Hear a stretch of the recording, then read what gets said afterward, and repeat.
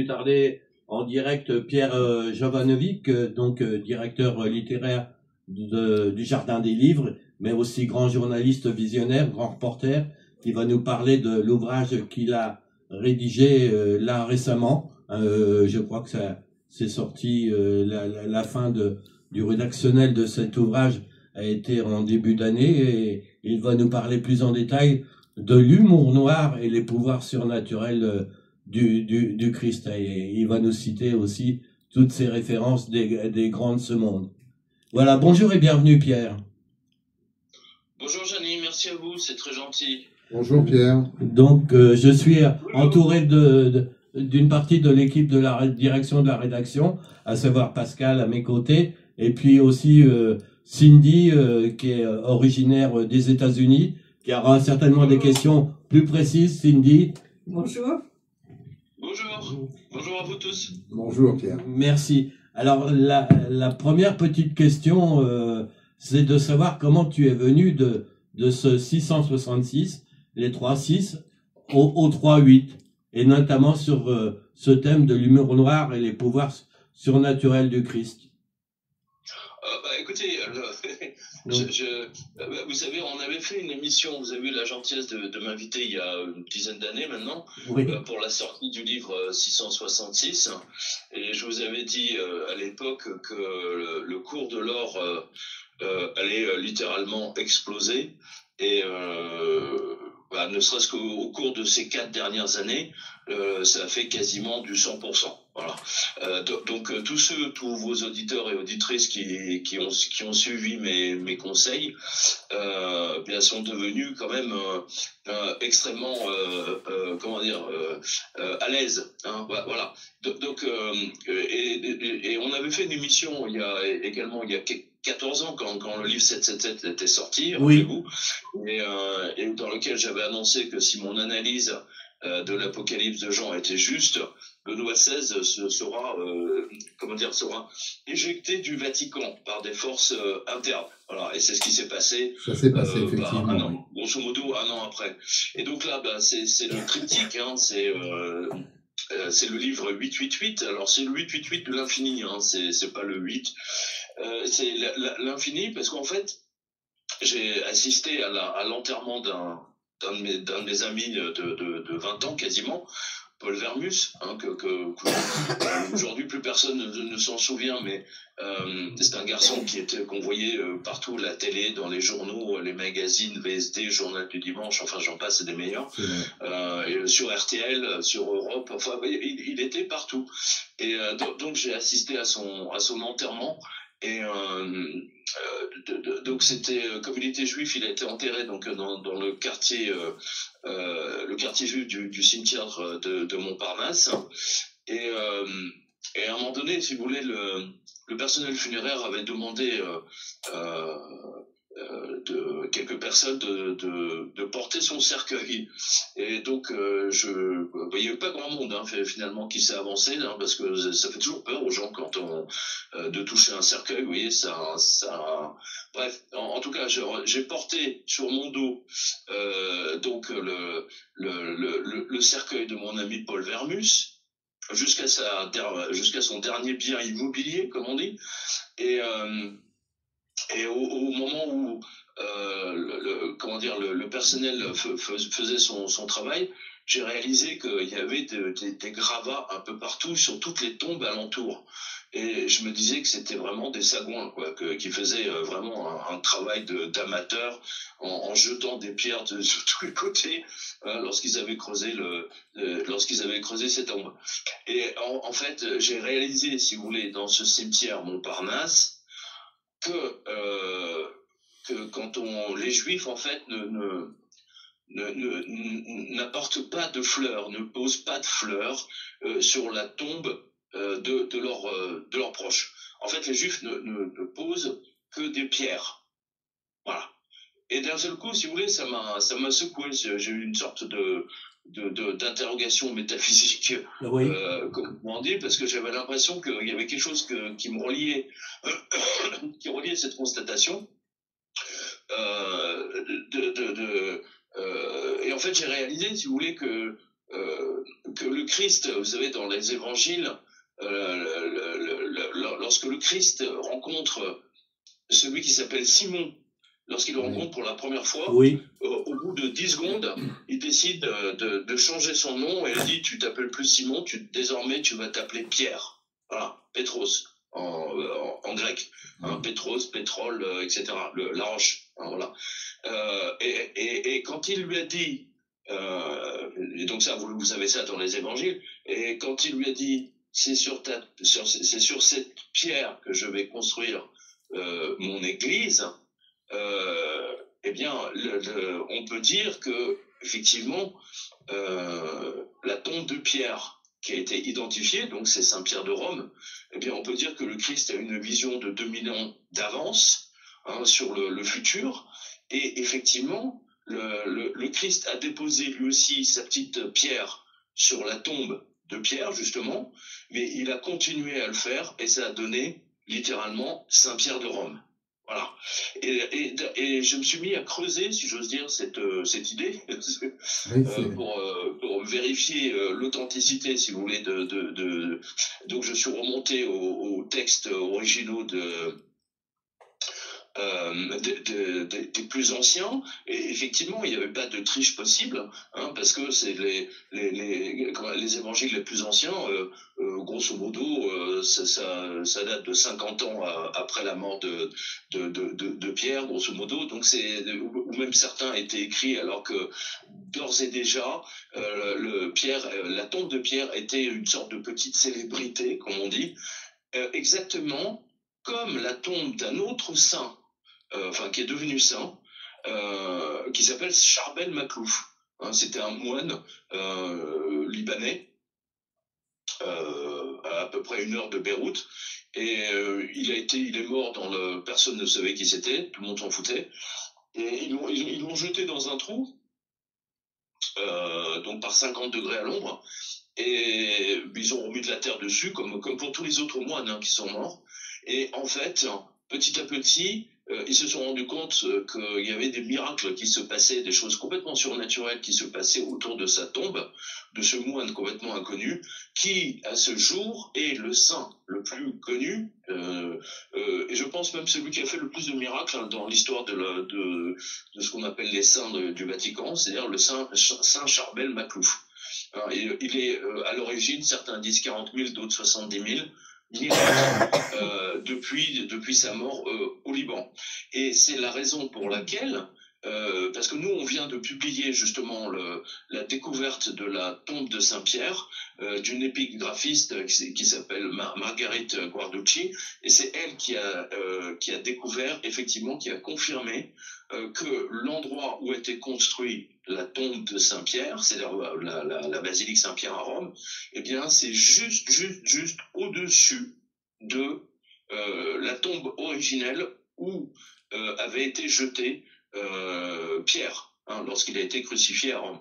Et à l'époque, le Vatican, c'était des marais, c'était là où on jetait en fait tous les esclaves qui sont morts. C'était une sorte de dépotoir géant de Rome. Hein. C'était uniquement pour les malfrats et pour les esclaves. Et donc tout cet ensemble, et donc c'est parti dans une enquête absolument incroyable qui m'a emmené un peu partout dans le monde, comme vous avez pu le voir justement. Oui, Pierre, effectivement, sur les différents continents de notre planète, hein, parce que tu fais référence, je sais pas, Buenos Aires par exemple, mais aussi même à Pedro, ce fameux bandit richissime, trafiquant de drogue, Pablo Escobar, oui, en Colombie, hein, c'est en Colombie, oui, tout à fait. Et puis tu fais référence. Mais justement, vous faites bien d'en parler parce que c'est dans l'actualité. Vous voyez, j'ai consacré un chapitre au rabbin Schneerson, hein, donc le fameux rabbin qui est mouru. Hein, il est mort de mémoire en 93 ou 94, je sais plus. Et que les Juifs de New York, enfin les Juifs du monde entier, en fait, avaient décrété que c'était lui leur Messie. Voilà. Et donc à sa mort, il y a eu des scènes complètement délirante à New York, à Los Angeles, en Israël, etc., en disant que c'était le Messie et qu'il allait sortir de son cercueil au bout de 3 jours et qu'il allait montrer au monde ce qu'était le vrai Messie. Hein, c'est-à-dire que c'est pas le Christ, bien entendu. Et Donald Trump, figurez-vous, pour plaire à la communauté juive, eh bien, c'était hier ou avant-hier, je sais plus, il est allé se recueillir justement sur la tombe. Pardon. Sur la tombe du rabbin Schneerson, voilà. Mais ce qui est aujourd'hui toujours par certains considéré comme on va dire le Messie juif, parce que sa tombe est recouverte de milliers de prières. Hein, vous pouvez le voir sur mon fil Twitter, hein, je l'ai mis. Il est allé déposer donc des prières parce que cette tombe, comment dire, l'âme de Schneerson, de ce rabbin Schneerson, continue à répondre aux prières aux gens. C'est ça qui est intéressant. Et c'est pour ça que j'ai comparé, si vous voulez, la tombe du rabbin Schneerson à la tombe de Padre Pio, à la tombe comment dire, du moine Charbel Maclouf, à celui de Pablo Escobar. Hein, parce que Pablo Escobar, quand il est mort, il y a eu 20 000 personnes qui ont accompagné son cercueil. Son cercueil, oui, c'était impressionnant, oui, effectivement. Oui, c'était un délire total. Oui, et c'est exactement comme l'enterrement par les Italiens du Padre Pio. Sauf que, et c'est ça qui est intéressant, vous voyez, c'était des personnages connus hein, dans le monde entier. Pablo Escobar, on peut pas dire que c'était un saint, mais la raison pour laquelle il avait 20 000 personnes qui suivaient son cercueil, c'est parce qu'en fait, il avait construit des maternelles, des lycées, des stades. Enfin, il avait tellement d'argent, donc il avait fait du social. Hein, donc c'est pour ça qu'en Colombie, les gens étaient très très attachés à Pablo Escobar. Eh bien, quand vous regardez de 30 ans après, autant les tombes de Charbel Maclouf, de Padre Pio sont recouvertes de prières, et de Schneerson d'ailleurs, autant sur la tombe de Pablo Escobar, il n'y a rien, zéro, nada. Voilà. Donc on voit bien, si vous voulez, qu'il se passe des choses incroyables, surnaturelles, et c'est ça qui fait la validité, on va dire, comment dire, c'est une sorte de test à travers le temps et les dimensions sur certains morts, donc qui ont passé leur vie à prier comme des stakhanovistes et qui effectivement répondent aux prières, qui exaucent les prières des gens. Voilà. Et c'est exactement ce qui s'est passé avec la tombe de Saint-Pierre, de l'apôtre Pierre. C'est-à-dire qu'en fait, il a été jeté dans un trou, dans un marais malfamé où il y avait des serpents, des grenouilles et je ne sais quoi d'autre. Et petit à petit, Pierre répondait lui-même à toutes les prières. Et c'est pour ça que c'est devenu, en 2001, la basilique de Rome. C'est du pur surnaturel. Voilà. C'est comme ça qu'il faut le voir. Et donc, je reviens au Christ. Quand il a dit tu t'appelles plus Simon, tu t'appelles Pierre, eh bien, c'est justement, c'est un jeu de mots. Il a fait un jeu de mots, c'est ça qui est incroyable. Parce que c'est ça l'humour noir du Christ. Vous voyez ? Et dans le livre, je donne plein d'autres cas où le Christ se manifeste à travers le temps, à travers les âges, en montrant qu'il existe de l'autre côté, et que ce lien peut être, ce lien à travers le temps justement peut être créé par toute personne qui croit en lui. Alors Pierre, peut-être Jésus a changé le nom du marin pêcheur en Pierre, hein, puisque là tu fais référence effectivement à l'appellation Pierre, et notamment à la basilique aussi Saint-Pierre, comme le dit Pascal. Oui. Mais il y a aussi des endroits sur la planète. Hein. On parle effectivement de la Colombie, on parle de Lourdes aussi en France. Oui, tu en parles dans ton ouvrage. Mais près de moi, Cindy, qui est native effectivement de Californie aux États-Unis, a été un peu surprise que un certain Kennedy, prêtre catholique, a déclaré que Jésus n'a jamais existé. Alors je sais pas, ça t'a intrigué ça, Cindy? poser peut-être la question à Pierre. Ouais. Oui, bah, à travers le livre, effectivement, je vois que vous n'avez pas une très grande foi. Alors attendez, je vous entends très très mal. Hein. Je vous entends très mal. Plus fort. Je vais parler plus fort, d'accord. Je vois que vous n'avez pas une confiance absolue dans les prêtres, dans l'Église catholique telle qu'elle est. Alors là, je vous entends pas du tout. Il faudrait que vous preniez le micro de Janie. D'accord. Oui, dans le livre, vous n'avez pas l'air d'avoir une confiance dans l'Église catholique telle qu'elle est et dans les prêtres. non, j'ai strictement aucune confiance dans l'Église catholique. C'est pas. Autant l'Église, si vous voulez, l'Église catholique, quelque chose d'extraordinaire parce qu'elle a survécu à ces 2000 ans. En revanche, le personnel qui constitue le Vatican, on le voit d'ailleurs tous les jours. Hein, pas plus tard que, je crois que c'était il y a 3-4 jours, il y a eu un prêtre du Vatican qui a fait une soirée sexe et drogue. Exact. Sex, drugs and rock and roll. J'en ai entendu parler, ça, effectivement, j'ai vu, oui. C'était assez impressionnant, il y a 4 jours, oui. C'était le week-end dernier. Les histoires d'orgie de partouze au sein même du Vatican. Enfin, je veux dire, bon, j'en parle suffisamment longuement, mais ce que montre, si vous voulez, le Vatican aujourd'hui, c'est qu'en fait, les 3/4 des prêtres qui la composent ne croient absolument pas au surnaturel du Christ. D'ailleurs, ils ne croient même pas au Christ lui-même. En fait, ce sont des gens qui sont devenus prêtres pour se donner une sorte de tenue sociale. Bonne conscience. Voilà, c'est un peu comme et c'est absolument pathétique de voir ça. Et justement, ce livre montre que le Christ, en fait, s'en moque totalement. D'ailleurs, le miracle de Lourdes est édifiant à ce sujet. Parce qu'il a été filmé par les caméras et au lieu de faire une conférence de presse mondiale tout de suite après, figurez-vous que tous ces cardinaux français ont décidé d'observer le silence radio, si j'ose dire. Voilà.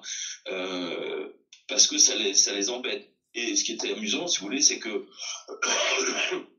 c'était une hostie qui s'était mise à léviter devant les caméras. Elle a lévité pendant une trentaine de secondes. Tant et si bien, si vous voulez, que le jour du Seigneur, l'émission, ils ont reçu je ne sais pas combien de milliers de lettres de spectateurs. Et en fait, ce qui était incroyable, si vous voulez, c'est que les 3 cardinaux qui célébraient la messe, en fait, étaient je crois que les 2 sur 3 étaient tous imbriqués dans des affaires de pédophilie, de sexe, etc. Et c'est ça qui est extraordinaire. Et donc, c'est pour ça que je parle de l'humour noir du Christ, parce qu'il voit, et il montre, de temps en temps, il fait des miracles comme ça, toujours avec cet humour noir, en disant, je vous ai vu, je suis là, et regardez, je suis capable en plus de faire des choses absolument incroyables, où les lois naturelles n'existent plus. Voilà.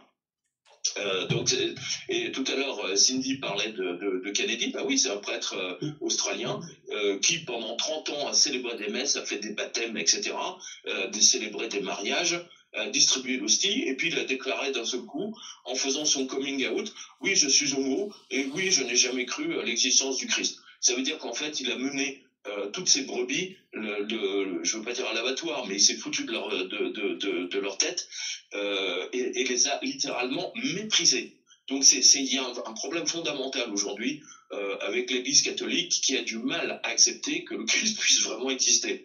Et lui-même, je parle du Christ pour le coup, se manifeste avec des miracles, mais en ce moment partout, notamment en Amérique du Sud. C'est complètement fou. Et tous ces miracles en fait sont tus par les médias. Il est hors de question de les voir. Tu as même traité, je crois, les prêtres chez un confrère en vidéo, de peine cul, entre guillemets. Et là aussi, ça fait un peu une dérive chez les prêtres catholiques.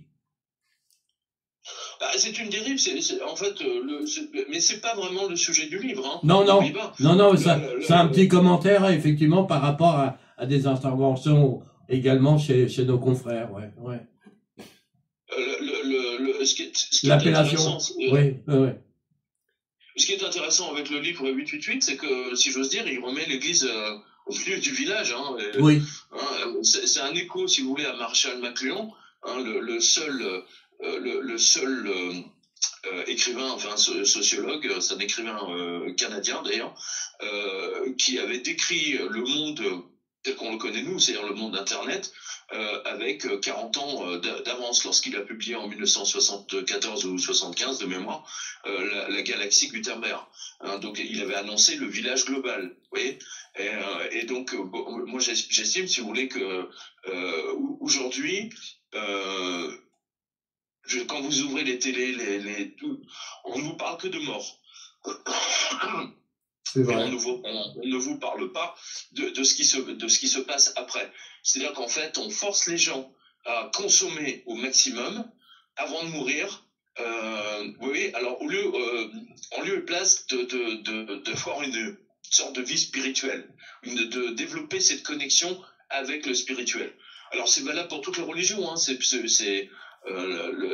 C'est valable dans le monde entier. Vous avez des justes partout, hein, bien entendu. La preuve, c'est que Schneerson, le rabbin Schneerson, est un des rares justes et dont la tombe est recouverte de prières, même aujourd'hui.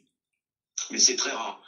Quand vous avez 55 qui ont fait, ou 105 catholiques qui ont fait des miracles, etc., vous en avez peut-être un chez les musulmans et chez les juifs ou dans le monde asiatique. Vous voyez, c'est ça qui est intéressant. C'est-à-dire que le Christ, en fait, est toujours omniprésent et il répond. Et en plus, il a ce don, toujours cet humour noir. Mais je vous donne un exemple. Hein, c'est une dépêche AFP de mémoire d'il y a une semaine ou 15 jours. Il y a le corps d'un cardinal, je me souviens plus de son nom, a été retrouvé totalement intact. Oui, il est mort depuis 50 ans. Et son corps est totalement incorruptible. Voilà. Et ça, les corps incorruptibles, c'est une constante chez les saints. C'est-à-dire que personne ne sait qu'ils vont devenir des saints. Et lorsque on ouvre leur tombe, on découvre leur corps complètement incorruptible, alors que tous les autres autour sont retombés en poussière. Alors voilà. Ça, c'est quelque chose que j'avais déjà examiné dans mon livre, dans mon premier livre, qui s'appelle Enquête sur l'existence des anges gardiens. Ce qu'on appelle les saints Formule 1. Voilà. Alors, justement, par rapport à cet ouvrage que tu viens de citer, hein, Enquête sur l'existence des anges gardiens, hein, qui a rencontré un énorme succès et traduit dans différentes langues, hein, en plusieurs langues à travers le monde entier, c'est que dans ce livre 888, c'est que le lecteur est totalement, littéralement emporté justement par les pouvoirs surnaturels de Jésus, et qui manifeste pratiquement à toutes les pages l'envie d'en savoir encore plus. Ouais. Bah, écoutez, ce qui valide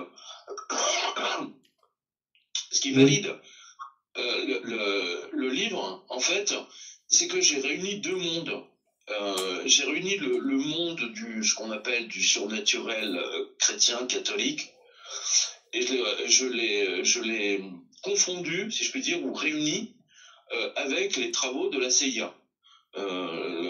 Et c'est ça qui est tout à fait extraordinaire, c'est que la CIA avait établi une unité spéciale de gens qui ont eu ce qu'on appelle des expériences aux frontières de la mort, qui sont passés dans le fameux tunnel, hein, qui ont discuté avec la fameuse lumière au bout du tunnel, etc., et qui sont revenus parce la lumière leur a dit c'est pas ton heure, hein, grosso modo. Et donc il y a un général du Pentagone qui a créé cette unité qui a fonctionné qui fonctionne toujours d'ailleurs, qui a fonctionné notamment pendant 30 ans, et les archives de la CIA ont été rendues publiques il n'y a pas si longtemps que ça, et donc j'ai pu travailler effectivement sur ces archives. Et je montre effectivement que tout le monde, n'importe qui avec de l'exercice peut sortir, quitter son corps entre guillemets, et aller visiter d'autres endroits. Et c'est quelque chose qu'on retrouve. Si vous regardez les biographies des saints, des gens comme Padre Pio ou sœur Yvonne Aimée de Malétroit, ou Catherine de Sienne, ou Thérèse d'Avila, ou le Père Lamy, etc. Je veux dire, tous ces gens décrivent exactement les mêmes choses, sauf qu'ils parlent de ça dans une autre catégorie. Et en fait, les travaux de la CIA décrivent la même chose, mais du point de vue militaire. Voilà. Là, je donne les cas où vous avez un adjudant-chef donc a quitté son corps pour aller visiter à la demande un entrepôt dans l'ex-Union soviétique, où il a décrit exactement un sous-marin que les spécialistes américains avaient dit non, c'est pas possible, les soviétiques n'ont pas cette technologie. Et bien finalement, je veux dire, un an plus tard, quand le sous-marin effectivement a été mis publiquement à l'eau, ils ont découvert que le rapport de cet adjudant-chef était exact à tous les points. Vous voyez, et c'est pour ça que la CIA a continué cette unité pendant, même jusqu'à nos jours, en fait, parce qu'ils continuent à l'utiliser, mais de manière à éviter la presse. Justement, au niveau de la presse, on va arriver un peu au terme, malheureusement, de l'interview, parce que ça passe très vite et on est toujours passionné à écouter Pierre Jovanovic. Hein. Il a tellement de connaissances dans ses recherches et autres, et sur cet ouvrage 888, là aussi, puisque tu viens de parler de la presse, je sais que justement, aussi, tu diriges la revue de presse internationale que nos auditeurs ou internautes également peuvent voir sur quotidien.com, hein, je crois, ouais. Nos auditeurs connaissent bien connaissent bien la revue de presse internationale, parce que c'est on a toujours annoncé le futur, mais quand on suit les mouvements financiers, en fait, on voit le futur. C'est pas très compliqué pour le coup. Hein. Rappelez-vous, on avait parlé je me souviens qu'on avait fait une émission sur le Covid, les vaccinations. Oui, là, vous voyez qu'aujourd'hui, ils veulent impérativement imposer une seule carte d'identité dans laquelle on aura nos passeports vaccinaux et patati et patata, et on pourrait pas sortir sans qu'on soit vacciné. Hein. Ça, ils préparent ça pour. Je veux dire, c'est public. Hein, ça a été annoncé à Davos maintes fois. Hein, donc ça, c'est rien de nouveau. Mais les grands médias ne nous en parlent pas, évidemment. Voilà. Et nous sommes là pour en parler. Nous, les médias de proximité, mais à dimension aussi de diffusion internationale, puisque maintenant, c'est vrai que depuis plusieurs années, nous diffusons en simultané aussi sur Internet. On va arriver malheureusement, comme je le disais il y a quelques instants, au terme de l'interview, mais je suppose que Cindy et Pascal ont une dernière petite question à te poser, Pierre, justement sur cet ouvrage. Et puis, bien sûr, mettre en avant ce livre, hein, où je disais il y a quelques instants que le lecteur est littéralement emporté, hein, page par page, de lire cet ouvrage. Ah oui, parce que c'est vraiment une enquête. Hein. C'est une enquête. Et on progresse exactement au rythme d'un détective, hein, on va dire ça comme ça. Hein, sauf que tout ce que vous avez dans le livre est réel, quoi. C'est ça qui est incroyable. En fait, ça dépasse tout entendement. Notamment les travaux de la CIA, ça dépasse tout entendement, littéralement. Une dernière petite question, Cindy, toi, native des USA, parler de la CIA. Tu as posé la question tout à l'heure sur Peter Kennedy, hein, le prêtre catholique qui déclarait que Jésus n'avait jamais existé.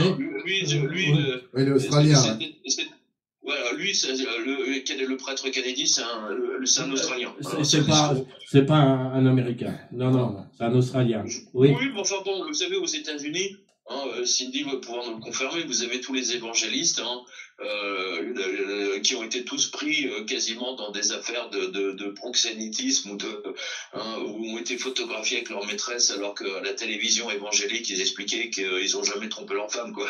Oui, c'est un peu ça, c'est vrai, on a vu ça. Absolument. Oui, c'est l'hypocrisie protestante versus l'hypocrisie catholique. Vous voyez, c'est deux mondes différents, hein, qui se complètent d'ailleurs. C'est ça qui est amusant. Qui sont proches, oui, c'est vrai. Oui. Non, je n'ai pas d'autres questions, mais merci, hein, c'est très intéressant. Bah écoutez, thank you very much. Merci beaucoup Pierre. Pascal, peut-être un petit mot. Non, ce qui est surtout, c'est de conseiller aux lecteurs de vraiment se plonger dans ce livre, et puis surtout, vraiment, la 888 est quelque chose qui est très passionnant et qui permet d'apprendre beaucoup de choses, ou surtout d'ouvrir les yeux sur beaucoup de choses. Bah, surtout, en fait, ça montre, si vous voulez, qu'on peut voir le futur. C'est-à-dire qu'en fait, la plupart d'entre nous, je pense à vos auditeurs, on a tous fait des rêves prémonitoires qui nous ont marqués. Alors c'est assez rare, mais là on voit que la CIA a poussé les travaux très très loin, et que effectivement on peut voir le futur avec des mois voire des années d'avance. D'ailleurs, il y a un chapitre dans le livre où les mecs de la CIA, une fois qu'ils ont quitté la CIA, en fait, ont lancé une entreprise pour essayer de parier, si vous voulez, sur le futur de Wall Street. Alors, ça a très très bien fonctionné, et puis à un moment donné, ça leur a explosé la figure. Oui, j'allais dire, oui, ils l'ont pris en pleine tête, ça c'est vrai. Ah oui, vraiment.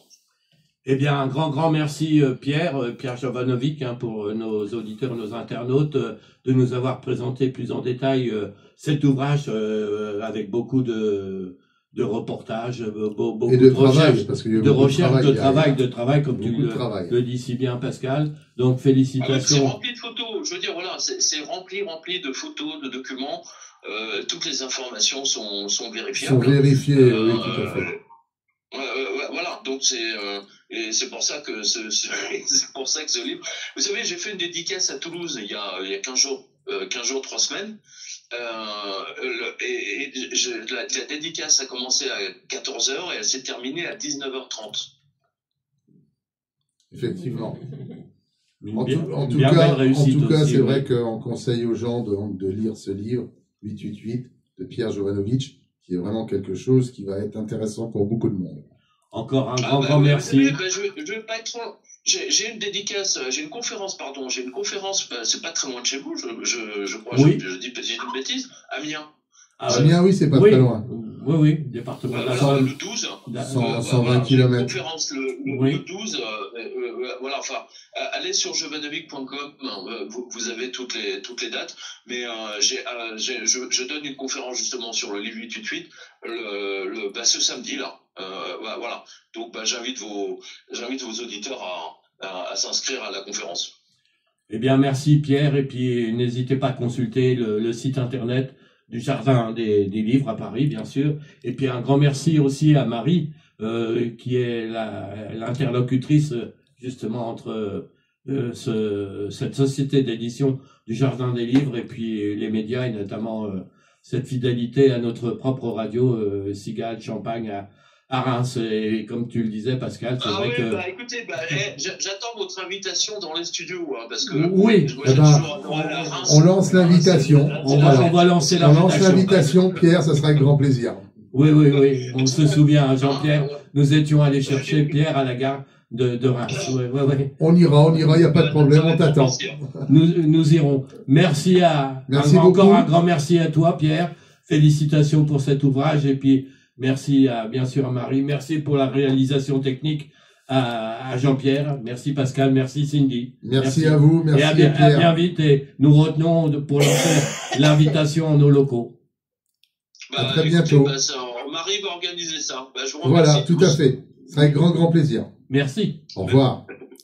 Merci, au revoir.